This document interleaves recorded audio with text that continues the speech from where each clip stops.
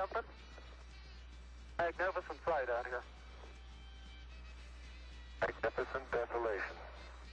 The world just marveled at this right along with us, and we more or less made the whole world our partners in this thing by inviting people to be there. I think that's one of the best things we ever did in the space program, and one of the best decisions ever made with regard to the space program was to share that with the world.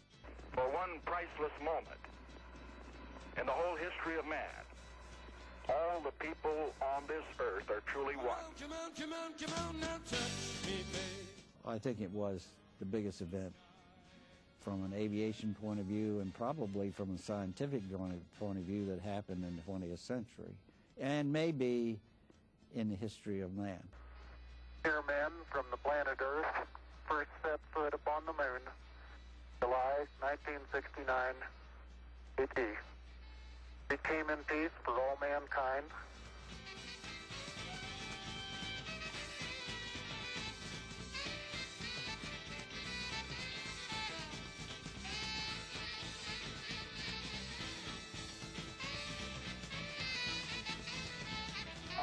Apollo 11, this is Hornet, over. Apollo, this is Apollo 11, reading you loud and clear.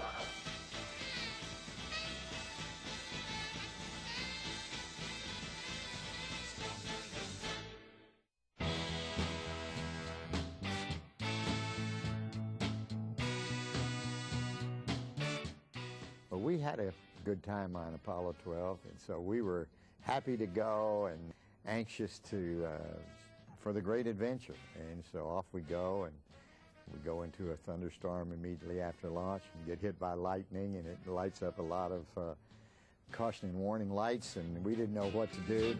I don't know what happened here. We had everything in the world drop out. I'm not sure we can get hit by lightning.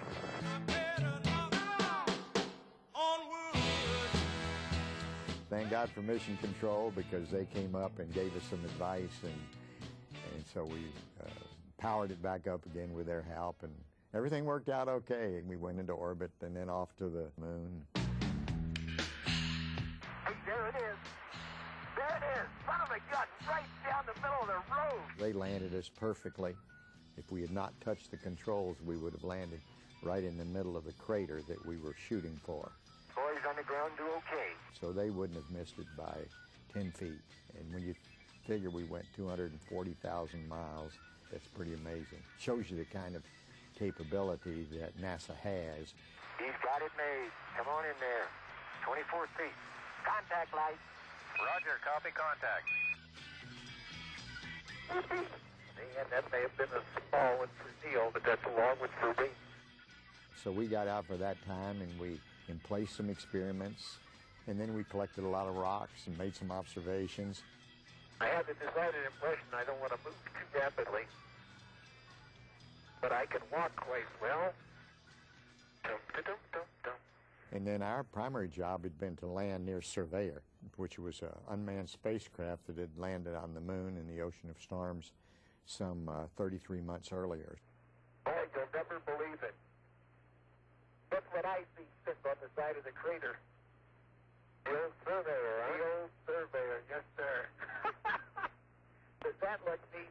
So we were going to land there and pick up some parts like the TV camera and the scoop and things like that, bring them back to Earth for evaluation.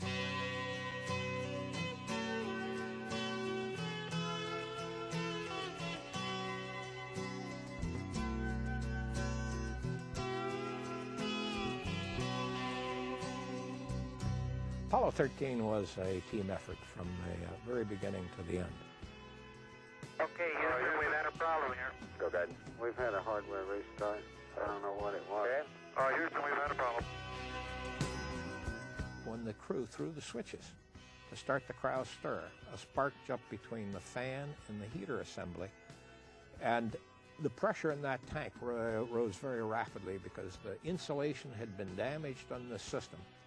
And we now had a fire inside the tank that blew the dome of the tank off. That'll be me, bus wonderful. That series of events started the saga of Apollo 13.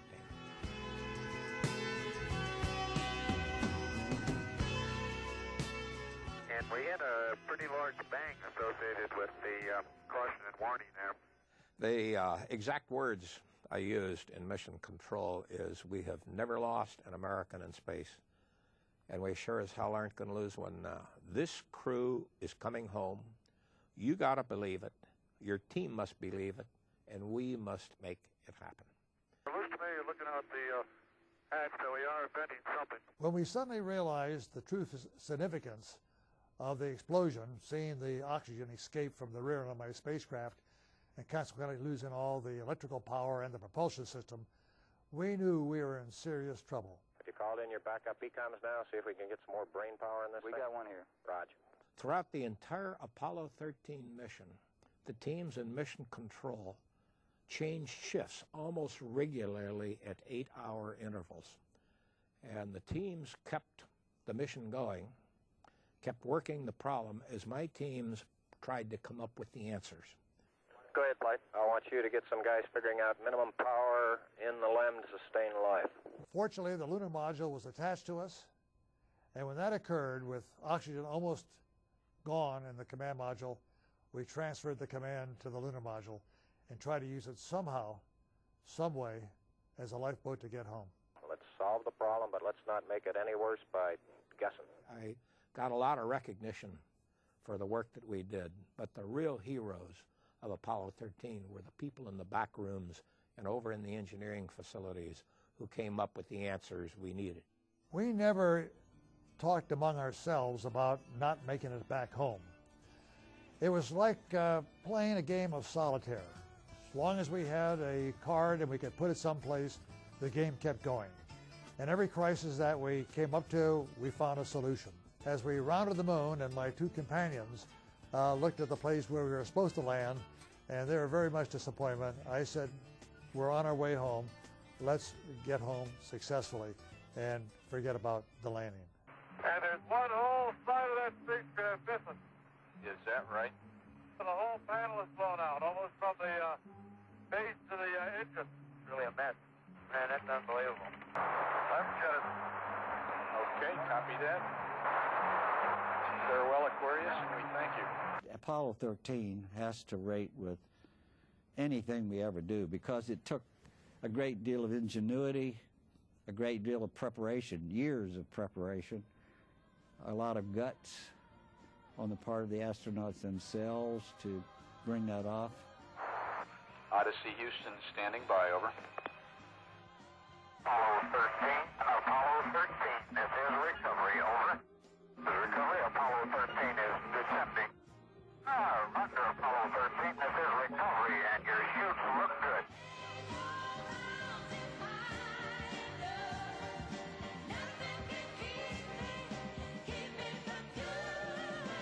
And so you have to say that Apollo 13 was a fantastic moment in the history of manned spaceflight. I will tell you that we had one of the most bodacious splashdown parties that I can remember when those guys got back.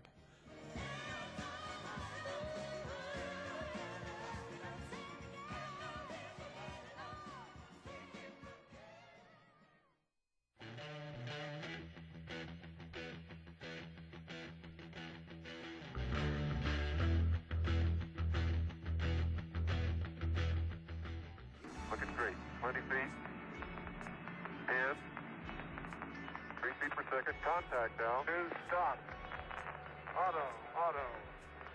We're on the